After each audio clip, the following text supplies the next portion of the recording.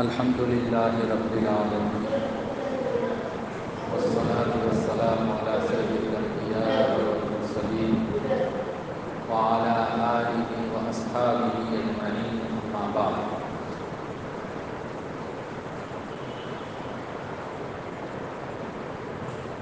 اعوذ باللہ من الشیطان الرجیم، بسم اللہ الرحمن الرحیم۔ قل ان کنتم تحبون اللہ فاتبعونی یحببکم اللہ،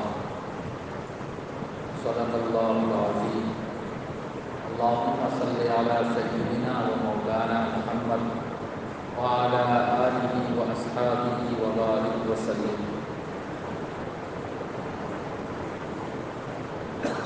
پچھلے جمعہ کو یہ بتلایا گیا تھا کہ دنیا میں جتنی قومیں ہیں،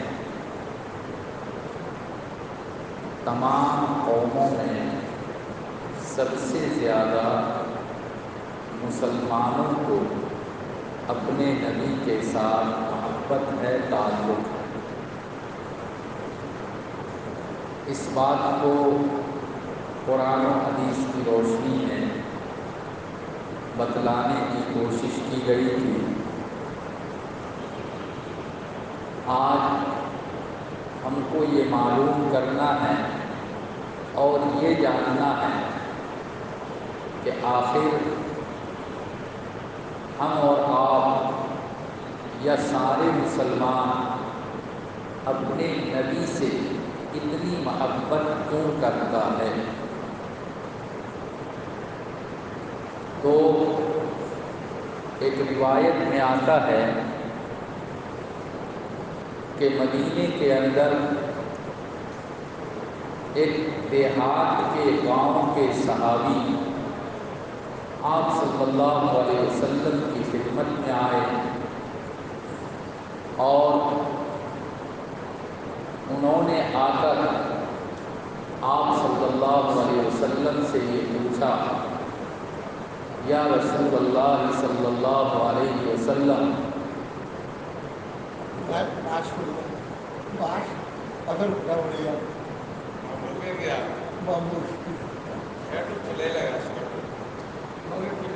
یا رسول اللہ صلی اللہ علیہ وسلم، متی الساعۃ، قیامت کب آئے گی؟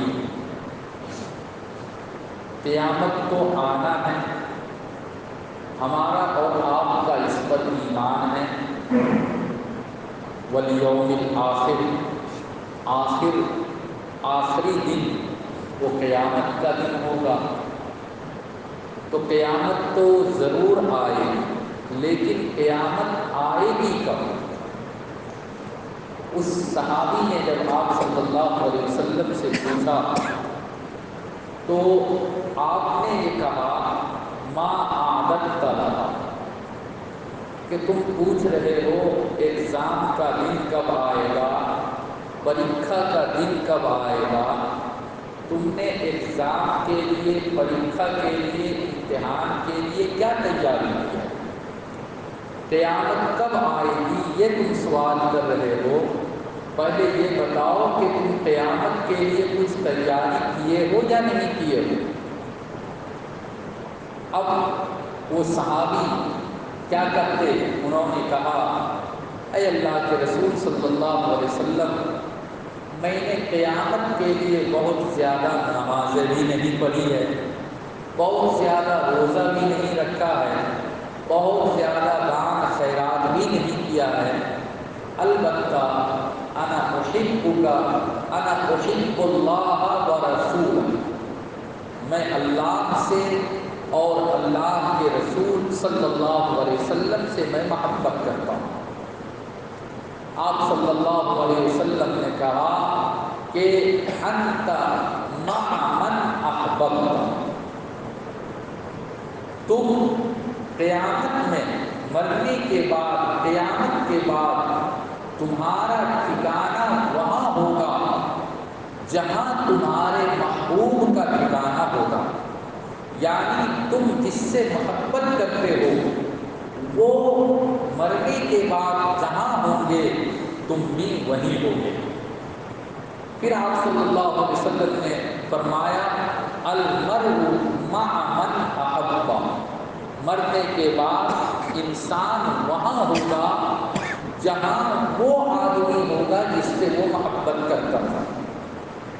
دنیا میں اگر آپ نے فاسق و فاجر سے محبت کی، مرنے کے بعد فاسق و فاجر کا جہاں ٹھکانہ ہوگا وہی محبت کرنے والے کا بھی ٹھکانہ ہوگا۔ دنیا میں اگر ہم نے اور آپ نے نیک لوگوں سے محبت کی تو مرنے کے بعد نیک لوگوں کا جہاں ٹھکانہ ہوگا ہمارا اور آپ کا بھی ٹھکانہ وہی ہوگا۔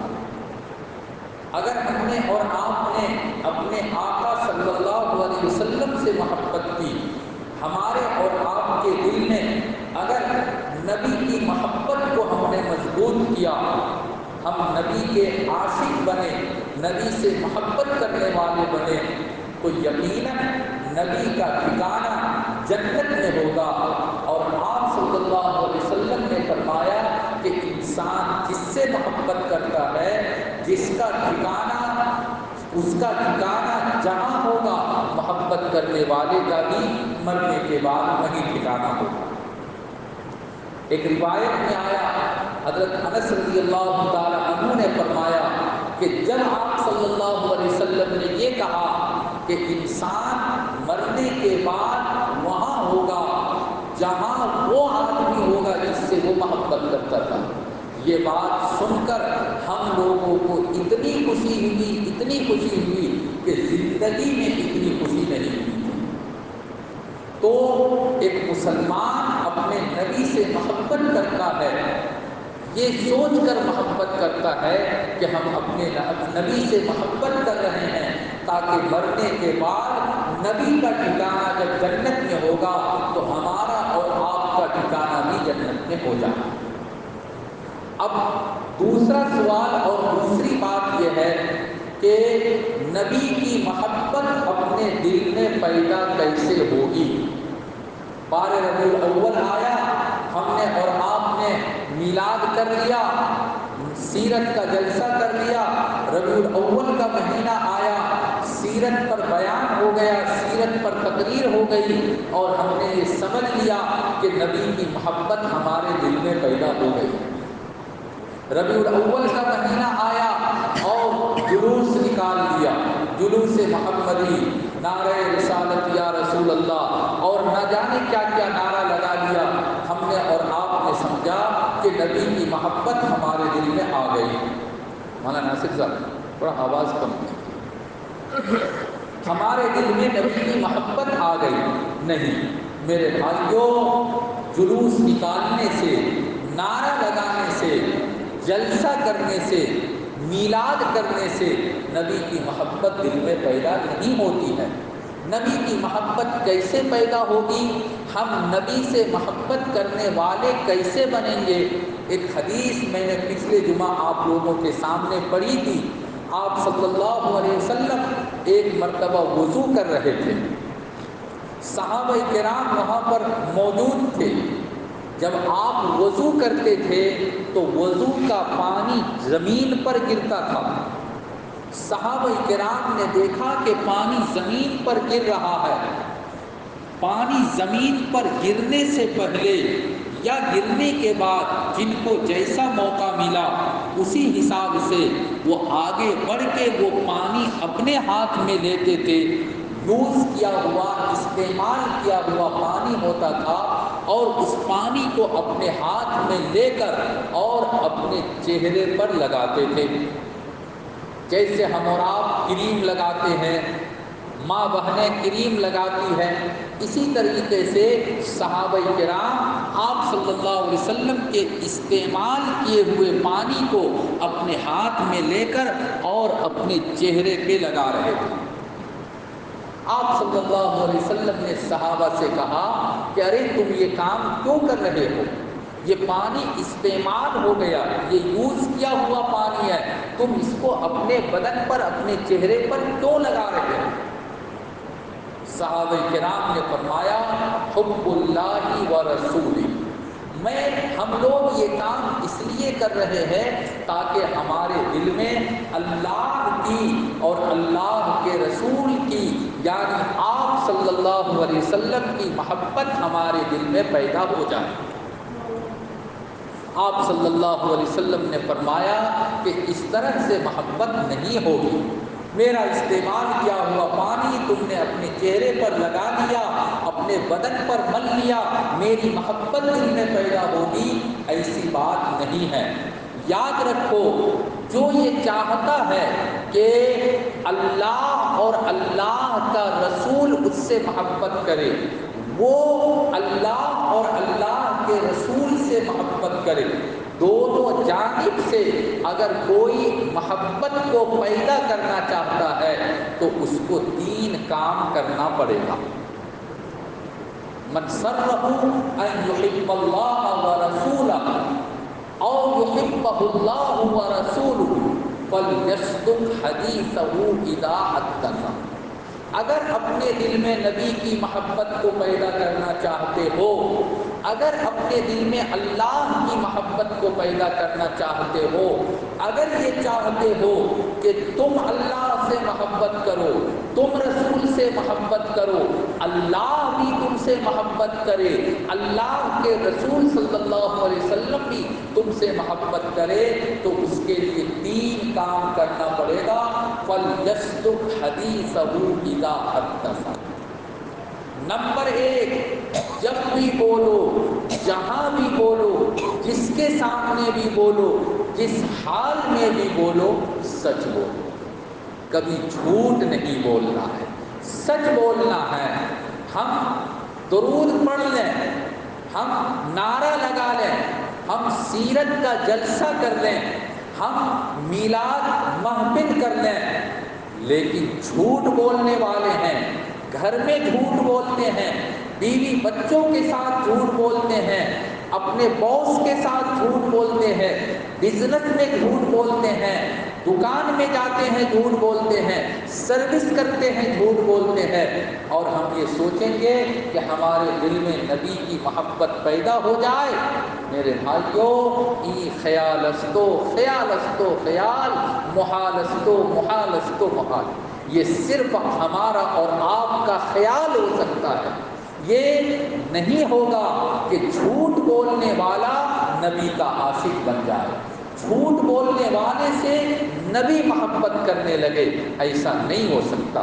تو نبی کی محبت اپنے دل میں پیدا کرنا چاہتے ہیں، ایک کام یہ کیجئے کہ آج سے یہ عزم کیجئے، یہ ارادہ، پختہ ارادہ کیجئے کہ انشاءاللہ زندگی میں کبھی جھوٹ نہیں بولیں گے، جھوٹ نہیں بولیں گے، بزنس بھی کریں گے تو بھی سچ بولیں گے، بیوی بچوں کے ساتھ بھی رہیں گے تو بھی سچ بولیں گے، دوستوں کے ساتھ رہیں گے تو بھی سچ بولیں گے۔ ایک کام نہیں کر سکتے ہیں اور ایک آدمی کر رہا ہے، ہم جھوٹ بول کر اس کو یہ کہہ دیں کہ ٹھیک ہے ہو جائے گا۔ میرے بھائیوں، ایسا نہیں ہونا چاہیے، ایسا نہیں کرنا چاہیے۔ ایک شخص ابھی بھی میرے ساتھ اس کا کانٹیکٹ کبھی کبھی ہوتا ہے، وہ دبئی میں آج سے تقریباً 10-12 سال پہلے ان کے ساتھ کچھ دنوں تک میرا رہنا ہوا۔ جب بھی ان سے کچھ بولتا تھا تو وہ صاحب کہتا تھا بالکل مولانا صاحب ہو جائے گا، آپ چنتا مت کرو، بالکل ہو جائے گا۔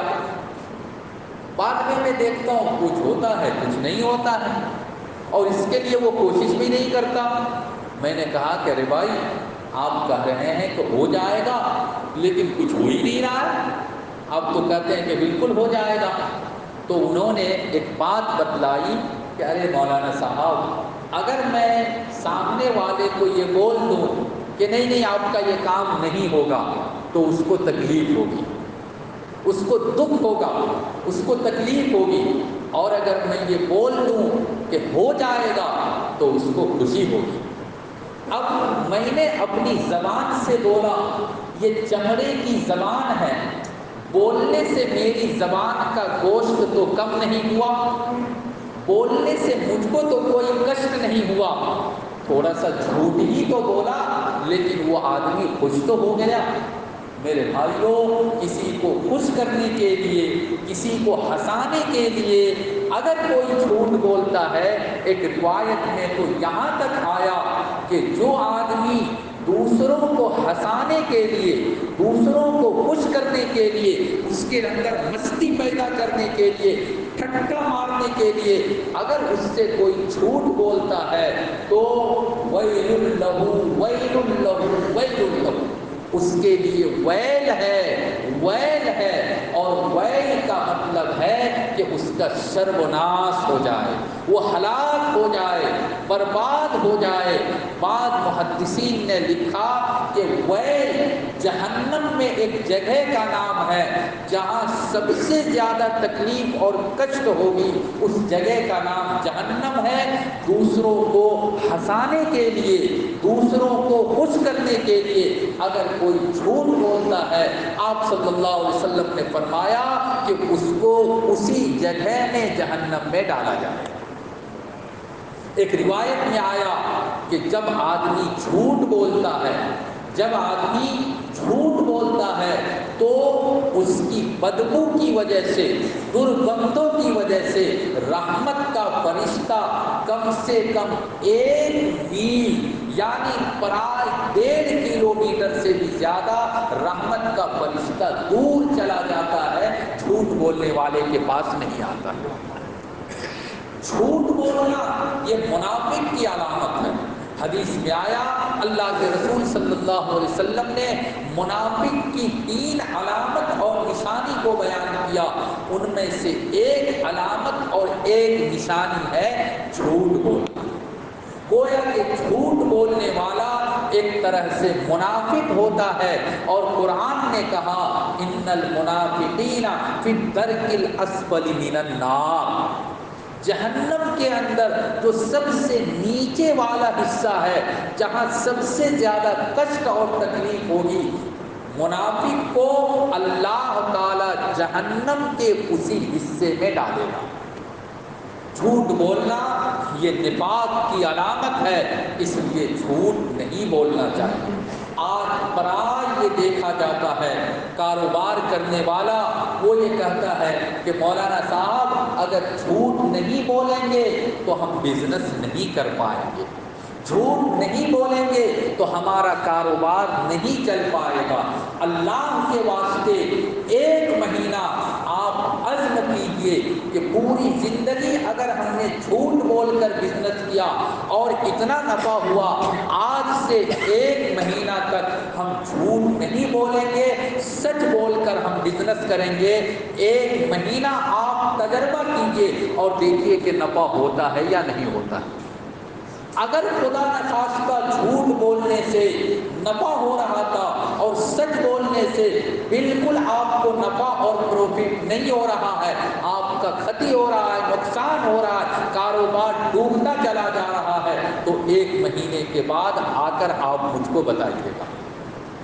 تو میں یہ کہہ رہا تھا کہ اپنے دل میں، اپنے سینے میں اگر ہم اور آپ نبی کی محبت پیدا کرنا چاہتے ہیں، اور محبت پیدا کرنا ہی کرنا ہے، جب تک ہمارے دل میں اپنے نبی کی محبت نہیں ہوگی، ہم میں سے کوئی بھی مسلمان پکا مومن نہیں ہو سکتا۔ جنت میں جانا اس کے لیے مشکل ہوگا۔ نبی کی محبت اپنے دل میں پیدا کرنا ہے، اس کے لیے 3 کام، اس میں سے ایک کام ہے کہ زندگی میں کبھی بھی جھوٹ نہیں۔ مولانا بولتا ہے کاروبار کے لیے جھوٹ